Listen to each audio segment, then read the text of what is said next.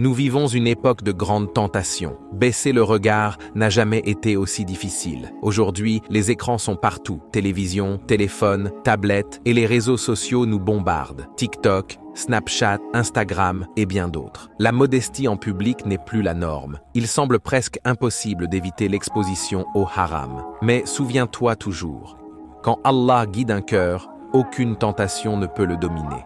Et quand il protège une personne, aucune force ne peut l'égarer. Alors, comment rechercher cette protection? Comment purifier nos cœurs et apaiser le flot de pensées et désirs sexuels? La première chose à faire est de se tourner vers Allah par la dua. Même le prophète, qui était divinement guidé, disait fréquemment « Ô toi qui détournes les cœurs, affermis mon cœur sur ta religion ».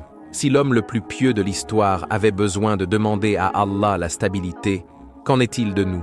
Prends l'habitude de lever les mains en dua, surtout en soujud, entre l'Adhan et l'Iqama, et durant le dernier tiers de la nuit. Implore Allah avec sincérité. Ya Allah, protège mon cœur. Ya Allah, purifie mon regard.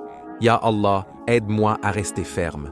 Lui seul peut t'aider. La deuxième chose à faire est de baisser ton regard. Les yeux sont la porte d'entrée du cœur. Chaque regard, chaque image, chaque vidéo a le pouvoir de semer des graines dans ton âme. Plus tu regardes le haram, plus ton cœur se corrompt. C'est pourquoi Allah nous ordonne, dit aux croyants de baisser leur regard et de préserver leur chasteté. Ce n'est pas juste un commandement, c'est un bouclier pour ton âme. La troisième chose est de bloquer les moyens qui mènent au haram. Coupe-les à la racine. Désabonne-toi des comptes qui te tentent. Supprime les applications ou pages qui t'exposent au péché. Qu'il s'agisse d'un film, d'un clip musical ou même d'un journal télévisé, s'il contient des images qui éveillent le désir, élimine-le de ta vie. Même une présentatrice de journal, si elle est vêtue de manière indécente, peut être une source de tentation. Ne donne pas à Shaitan un point d'entrée. Éteins le feu avant qu'il ne commence. La quatrième chose que tu devrais faire est de jeûner. Le prophète a dit « Ô jeunes gens, celui d'entre vous qui peut se marier, qu'il se marie. Mais s'il ne le peut pas, qu'il jeûne, car cela sera une protection pour lui. Le jeûne brise l'emprise du nafs. Il purifie tes intentions et renforce ta volonté. Si tu luttes, jeûne un jour sur 2. Observe comment ton esprit et ton âme deviennent plus clairs. La cinquième chose est de t'éloigner des déclencheurs connus. Connais tes points faibles. Shaitan est stratégique. Il chuchote à tes moments les plus vulnérables. Que ce soit en scrollant tard la nuit, en étant seul avec ton téléphone ou même certaines conversations, identifie ce qui ouvre la porte à ces pensées et ferme-la. Ne laisse pas de petits regards se transformer en tentation complète. La sixième chose est de t'entourer de compagnons pieux. Ton environnement façonne tes pensées. Sois avec des personnes qui te rappellent Allah, qui t'emmènent à la mosquée, qui t'invitent à des conférences islamiques et à des cercles de Coran. Un ami pieux te protège plus que tu ne le sais.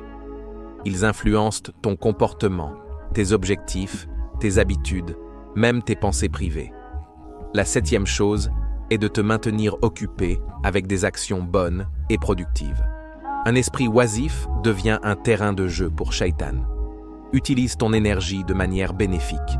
Apprends quelque chose de nouveau. Fais du bénévolat. Aide ta famille. Fixe-toi des objectifs spirituels comme mémoriser le Coran ou apprendre les sunnas du prophète. Quand ton temps est rempli de lumière, il n'y a pas de place pour l'obscurité. Et la huitième et dernière chose est de poursuivre le mariage dès que tu en es capable. Le mariage n'est pas juste une étape, c'est un bouclier. Le prophète a dit qu'il complète la moitié de ta religion. Si tu en es capable, ne le retarde pas inutilement.